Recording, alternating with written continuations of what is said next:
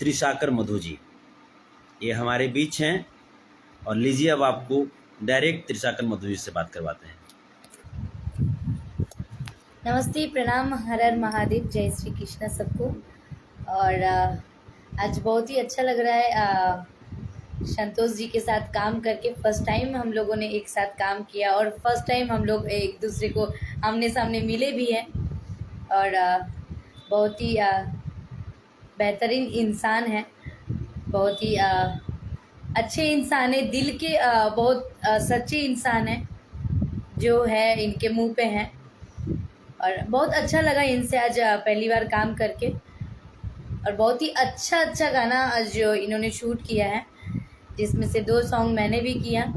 और full night shooting के बाद आप लोगों के साथ थोड़ा सा जुड़ने के प्रयास किए हम लोगों ने। बहुत जल्दी गाना आने वाला है। हम लोग अपने अपने आईडी से गाने को पोस्ट भी करेंगे। और आप लोग ढेर सारा प्यार और आशीर्वाद दीजिएगा। मैं पहली बार इनके साथ काम किया हूँ